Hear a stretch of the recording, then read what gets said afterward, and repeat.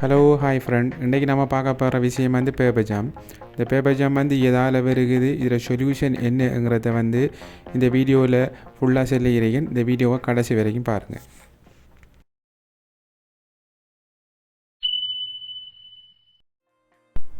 இந்த ப்ராப்ளம் வந்து 257 model machine ஒன்றுக்கு தான் வந்திருக்கு.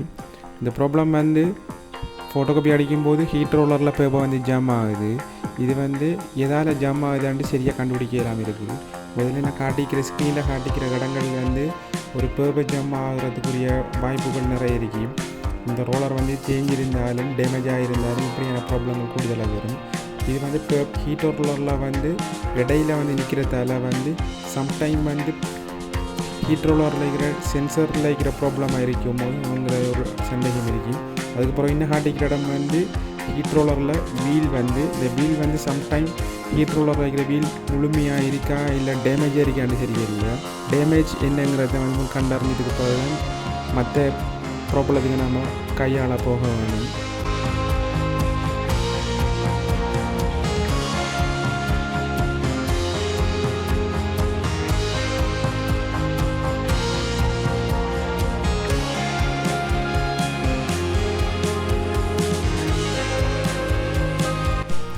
இதில் வந்து ஒரு ட்ரையில் வந்து பேப்பர் வெளி ட்ரையில் உள் ட்ரையிலெலாம் ஃபோட்டோகாப்பி அடித்து பார்த்ததுக்கு பிறகு தான் நாம் மற்ற விஷயங்களுக்கு போக வேணும்.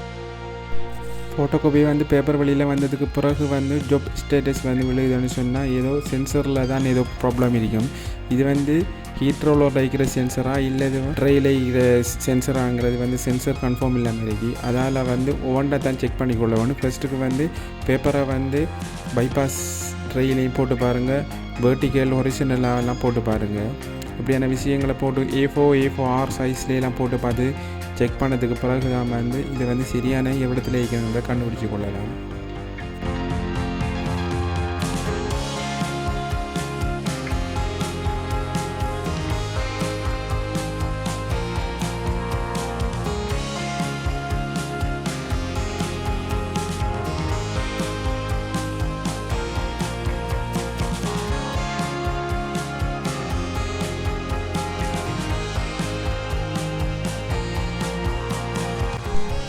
செட்டிங்ஸ்லேயும் ஏதாச்சும் பேப்பர் சைஸ்கள் வந்து மாறி இருக்க வாய்ப்பு இருக்குது. ஏன்னு சொன்னால் பேப்பர் ஜாம் ஆகுதுன்னு சொன்னால் ஒரு எரர் கோட் காட்டும், E030 சொல்லி எரர் கோட் காட்டும். ஆனால் இதில் ஒன்றுமே காட்டலை, ஜாப் ஸ்டேட்டஸ் மட்டும் தான் காட்டுது. அதால் நம்ம செட்டிங்ஸை வந்து ரீசெட் பண்ணிக்கொள்வோம்.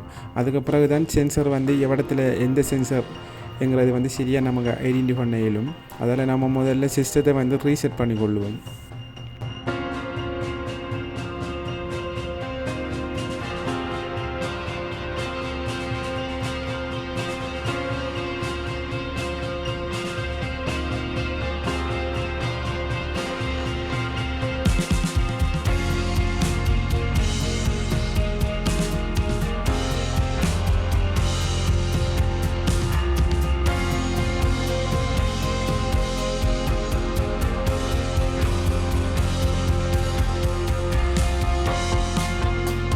நமக்கு ரீசெட் பண்ணதுக்கு பிறகு தான் வந்து சரியான ஒரு சொல்யூஷன் காட்டுது. E020 மெசேஜ் காட்டுது. இந்த செட்டிங்ஸுக்கு வந்து சென்சரில் இருக்கிற ஒரு ப்ராப்ளம் தான் இது வந்து.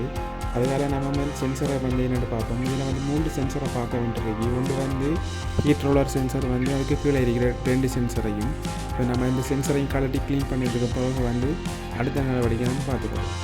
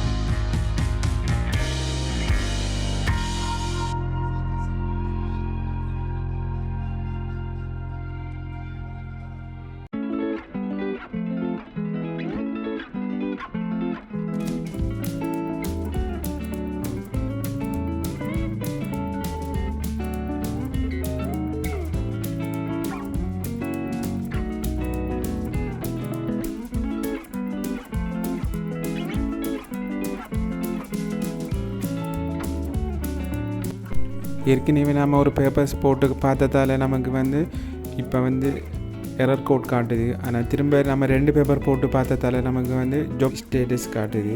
அதால் நம்ம வந்து சென்சரை தான் மாற்றி பார்த்துக்கொள்ள வேணும். இப்போ நம்ம சென்சர் ஒவ்வொன்றா க்ளீன் பண்ணி பார்ப்போம்.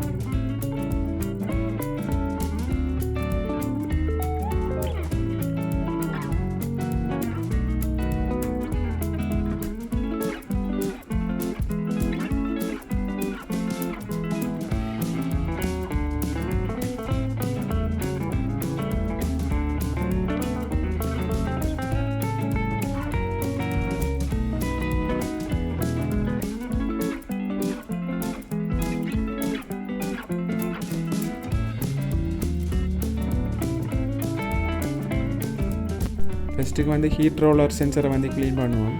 இது வந்து எனக்கு வந்து ஒரு கையால் கேமரா பிடிச்சிட்டு இன்னொரு கையால் கலட்டி அதை காட்டுறதுங்கிறது மிகவும் கடினமாக இருக்கு. அதால் வந்து முக்கியமான இடங்களை மட்டும் நான் காட்டி சொல்கிறேன். இந்த சென்சர் வந்து கொஞ்சம் லூஸாக இருந்ததால் கொஞ்சம் அதை டைட் பண்ணி போட்டு நான் அதுக்கும் வந்து அது சரி வரல. அதுக்கு கிட்டல வந்து அந்த ட்ரம்முக்கு கீழே இருக்கிற 2 சென்சரையும் வந்து அதுவும் கொஞ்சம் லூஸாக இருந்து அதையும் நான் கொஞ்சம் டைட் பண்ணி போட்டேன். நான் அதை வந்து ரிமூவ் பண்ணிவிட்டு அந்த யூனிட்டை வந்து ஃபுல்லாக க்ளீன் பண்ணி போட்டு திரும்ப போட்டு பார்த்ததால் அந்த இடத்துல வந்து தான் இஷ்யூவாக இருந்திருக்கு. ஹீட் ரோலரில் இருக்கிறது அது வந்து அதிகமாக சரியாக வரல. இது வந்து இந்த இடத்த காட்டியிருக்கிற 2 சென்சர் அந்த கடன் ப்ராப்ளமாக இருந்திருக்கு. இதை வந்து கலட்டி க்ளீன் பண்ணி போட்டதால் எல்லாம் கிளியர் ஆகிடுச்சு. இப்போ வந்து நீங்களோட இப்படியான விஷயங்கள் வந்துட்டு சொன்னால் நீங்கள் இந்த இடங்களை பார்த்து க்ளீன் பண்ணிவிட்டு ப்ரஷ்ஷால் க்ளீன் பண்ணிவிட்டு நீங்கள் மாற்றிக்கொள்ளுங்கள்.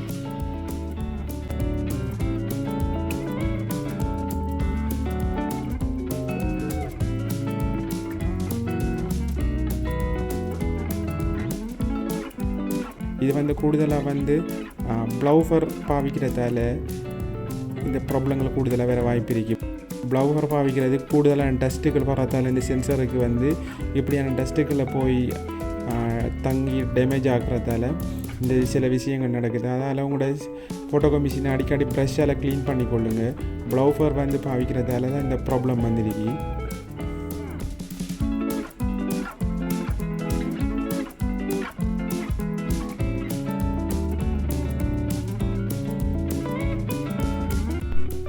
இந்த யூனிட்டை வந்து ரிமூவ் பண்ணுறது எப்படிங்கிறது வந்து இந்த வீடியோவில் போட்டிருக்கேன்.